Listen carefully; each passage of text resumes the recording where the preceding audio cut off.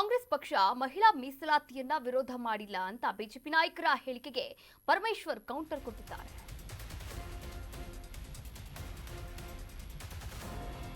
ಕಾಂಗ್ರೆಸ್ ಪಕ್ಷ ಮಹಿಳಾ ಮೀಸಲಾತಿಯನ್ನ ವಿರೋಧ ಮಾಡಿಲ್ಲ. ಬಿಜೆಪಿ ನಾಯಕರ ಹೇಳಿಕೆಗೆ ಗೃಹ ಸಚಿವ ಡಾಕ್ಟರ್ ಜಿ ಪರಮೇಶ್ವರ್ ಕೌಂಟರ್ ಕೊಟ್ಟಿದ್ದಾರೆ. ಕ್ಷೇತ್ರ ಮರು ವಿಂಗಡಣೆ ಬಿಲ್ ಜೊತೆ ಸೇರಿಸಿದ್ದಕ್ಕೆ ಆಕ್ಷೇಪವನ್ನ ವ್ಯಕ್ತಪಡಿಸಿದ್ದಾರೆ. ಮತ್ತೊಮ್ಮೆ ವಿಶ್ವಾಸವನ್ನ ಪಡೆದು ಮಸೂದೆಯನ್ನ ಮಂಡನೆ ಮಾಡಲಿ. ಮಹಿಳಾ ಮೀಸಲಾತಿ ಬಿಲ್ ಜೊತೆಗೆ ಕ್ಷೇತ್ರ ಮರು ವಿಂಗಡಣೆ ಹಾಗೆ ಮಸೂದೆಯನ್ನ ಸೇರಿಸೋದು ಬೇಡ ಅಂತ ಪರಮೇಶ್ವರ್ ಈ ಒಂದು ಮೀಸಲಾತಿ ಕುರಿತಂತೆ ಮಾತನಾಡಿದ್ದಾರೆ.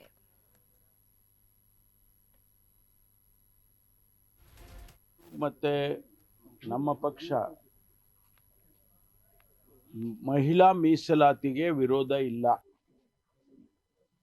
ನಾವೇ ಇದನ್ನ ಡಾಕ್ಟರ್ ಮನಮೋಹನ್ ಸಿಂಗ್ ಇದ್ದಂಥ ಸಂದರ್ಭದಲ್ಲಿ ಈ ಮಹಿಳಾ ಮೀಸಲಾತಿಯನ್ನ ಪ್ರಥಮವಾಗಿ ಈ ದೇಶದಲ್ಲಿ ತೆಗೆದುಕೊಂಡಿದ್ದು ಬಂದಿದ್ದೆ ಕಾಂಗ್ರೆಸ್ ಪಕ್ಷ. ಆದ್ದರಿಂದ ನಾವು ವಿರೋಧ ಮಾಡುವ ಪ್ರಶ್ನೆ ಇಲ್ಲ. ಆದರೆ ಪ್ರಸ್ತುತ ಸರ್ಕಾರ, ಕೇಂದ್ರ ಸರ್ಕಾರ ಏನು ಯಾವ ಫಾರಮ್ನಲ್ಲಿ ಅದನ್ನು ತಂದಿದೆ ಮತ್ತು ಜೊತೆಗೆ ಲೋಕಸಭೆಯ ಏನು ಸ್ಥಳಗಳಿದೆ, ಸೀಟ್ಗಳಿದೆ, ಸಂಖ್ಯೆ ಇದೆ, ಅದನ್ನು ಹೆಚ್ಚು ಮಾಡುವಂಥ ತೀರ್ಮಾನವನ್ನು ಕೂಡ ಈ ಒಂದು ಮಸೂದೆಯಲ್ಲೇ ಅಳವಡಿಸ್ಕೊಂಡು ತಂದಿದ್ದಾರೆ. 543 ಸೀಟ್ಗಳಿರುವ ಲೋಕಸಭೆ ಸೀಟು 850 ಮಾಡ್ತಕ್ಕಂಥ ರೀತಿಯಲ್ಲಿ ಇದನ್ನು ತಂದಿದ್ದಾರೆ. ಇದ್ರ ಬಗ್ಗೆ ಚರ್ಚೆ ಆಗಬೇಕಾಗಿತ್ತಲ್ವಾ? ವಿರೋಧ ಪಕ್ಷದವರನ್ನ ವಿಶ್ವಾಸಕ್ಕೆ ತೆಗೆದುಕೊಳ್ಬೇಕಾಗಿತ್ತು, ಚರ್ಚೆ ಮಾಡಬೇಕಾಗಿತ್ತು. ಆನಂತರ ಮಸೂದೆಯನ್ನು ಲೋಕಸಭೆಗೆ ತಂದಿದ್ದಿದ್ರೆ ಬಹುಶಃ ಅದು ಪಾಸ್ ಆಗ್ತಾ ಇತ್ತು.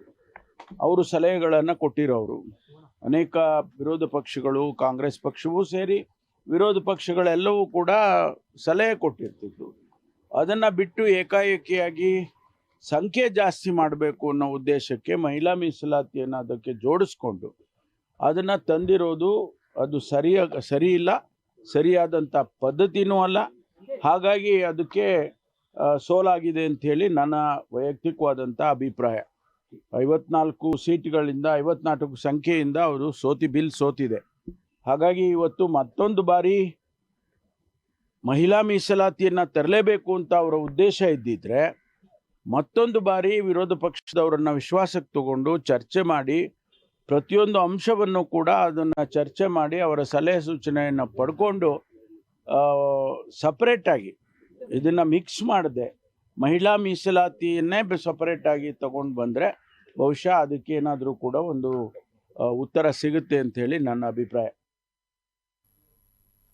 ಎಲೆಕ್ಷನ್ಗಾಗಿ ಮಹಿಳಾ ಮೀಸಲಾತಿ ಬಿಲ್ ಮುನ್ನೆಲೆಗೆ ತರಲಾಯಿತು. ಇನ್ನು ಮಹಿಳಾ ಮೀಸಲಾತಿ ಕೊಡಬೇಕೆಂದು ಹೇಳಿದ್ದೇ ಕಾಂಗ್ರೆಸ್ ಅಂತ ಶಿಕ್ಷಣ ಸಚಿವ ಮಧು ಬಂಗಾರಪ್ಪ ಹೇಳಿಕೆ ಕೊಟ್ಟಿದ್ದಾರೆ.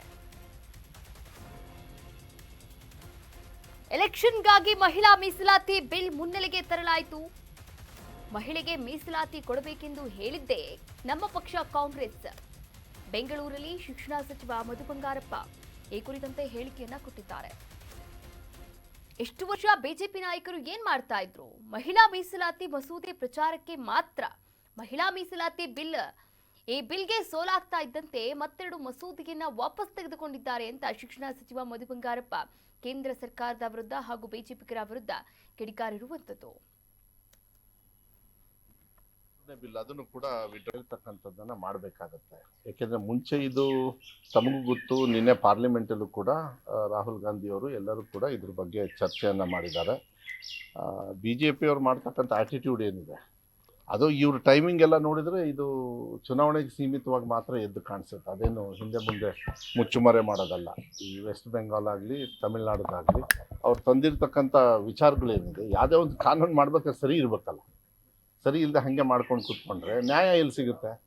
ಕಾನೂನು ಮೀಸಲಾತಿ ಅಂತ ಹೆಸರಿಟ್ಟು ಕರೆಕ್ಟಾಗಿ ಅದು ವರ್ಕೌಟ್ ಆಗಲಿಲ್ಲ ಅಂದರೆ it might be even delimitation ಕೂಡ, ಅದನ್ನೆಲ್ಲದೂ ಕೂಡ. ಅದಕ್ಕೆ ನಿನ್ನೆ ಡಿಲಿಮಿಟೇಷನ್ ವಿಡ್ರಾ ಮಾಡಿದ್ರು, ಮತ್ತು ಇನ್ನೊಂದು ಯಾವುದೋ ಒಂದು 3ನೇ ಬಿಲ್ ಅದನ್ನು ಕೂಡ ವಿಡ್ರಾ ಮಾಡಿದ್ರು. ಸೊ ಅದನ್ನು ನೋಡಿದರೆ ಅವರು ಮೋಸ್ಟ್ಲಿ ಅವ್ರು ಅಂದ್ಕೊಂಡಿರೋದು ಬರೀ ಡಿಲಿಮಿಟೇಷನ್ ಅವ್ರ ವಿರುದ್ಧವಾಗಿ ಆಗುತ್ತೆ ಅಂತೇಳಿ ಅವರೇ ತೆಗೆದಂಗೆ ಕಾಣಿಸುತ್ತೆ.